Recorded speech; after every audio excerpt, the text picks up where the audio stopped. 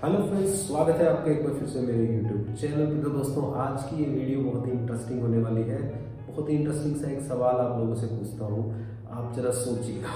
ठीक है, मुझे ये बताइए, जब जीरो की डिस्कवरी आर्यभट्ट ने की थी, हम सब ने पढ़ा है जीरो की डिस्कवरी आर्यभट्ट ने ही की थी ना, तो आर्यभट्ट से पहले तो जीरो नहीं थी। तो इसका मतलब फिर हमें कैसे पता लगा कि जो रावण था उसके 10 सिर थे और महाभारत में जो कौरव थे वो 100 थे।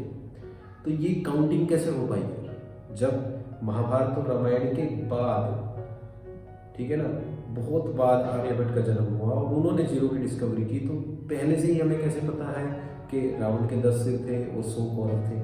इंटरेस्टिंग है ना। चलिए, आज इसी का आंसर मैं आप लोगों को देने वाला हूँ। तो दोस्तों, इसका बहुत ही सिंपल सी एक्सप्लेनेशन है।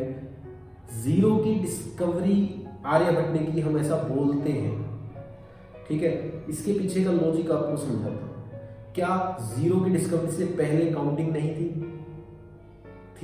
नंबर सिस्टम तो जीरो की डिस्कवरी से पहले भी था। हर तरह के रिलीजन में, हर जगह पे, हर रीजन में अलग अलग नंबर सिस्टम्स यूज किए जाते थे, उनमें बस जीरो का यूज नहीं होता था। जैसे कि फॉर एग्जांपल, अगर मैं भारत की बात करता हूँ तो हमारे भारत में शुरू में, बहुत पुराने टाइम में, ठीक है ना, ब्राह्मी लिपि का इस्तेमाल किया जाता था। और ब्राह्मी लिपि में जो नंबर सिस्टम था वो आपके सामने है, आप देख सकते हो। ब्राह्मी लिपि में नंबर सिस्टम था, उसमें जीरो नहीं थी, उसमें 10 के लिए भी अलग से सिंबल था। अब अगर आपको ब्राह्मी लिपि में 11 लिखना है, 11 लिखना है, तो कैसे लिखोगे आप 1 डिजिट की प्लेस पे 1 यूनिट डिजिट वाली प्लेस पे 1 लिखोगे, 1 वाला सिंबल लिखोगे, और 10 डिजिट वाली प्लेस पे 10 का जो एक अलग से सिंबल बना हुआ था वो यूज करोगे। तो जीरो नहीं थी बस, ठीक है, अलग से 10 का स्पेसिफिक एक सिंबल था। जैसे आज के टाइम में तो हमारे नंबर सिस्टम में 10 का सिंबल नहीं है। 10 कैसे बनता है? 0 और 1 से। लेकिन उस टाइम में 10 का अलग से एक सिंबल हुआ करता था ब्राह्मी लिपि में। उसके बाद भी जो दूसरी लिपि आई 3rd सेंचुरी के आसपास, शारदा लिपि, शारदा लिपि में पहली बार जीरो का यूज किया गया।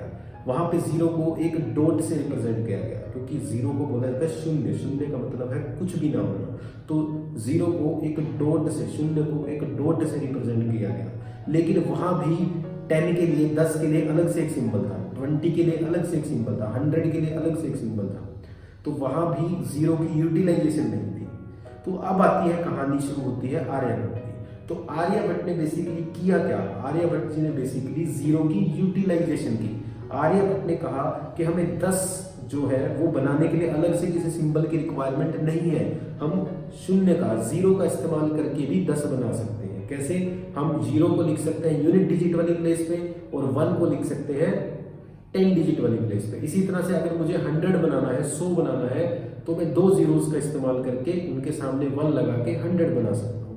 तो यानी कि हम जो ये कहते हैं ना कि जीरो की डिस्कवरी आर्यभट्ट ने की, नहीं, आर्यभट्ट ने जीरो को मीनिंग दिया। आर्यभट्ट ने जीरो को ताकत दी। जीरो की यूटिलाइजेशन दुनिया को आर्यभट्ट ने बताई।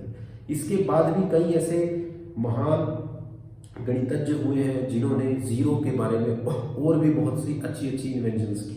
इसके बाद, आर्यभट्ट के बाद, ब्रह्मगुप्त और श्रीधराचार्य, ठीक है, ब्रह्मगुप्त और श्रीधराचार्य जी बहुत ही बड़े विद्वान हुए हैं। उनका भी कंट्रीब्यूशन है जीरो में।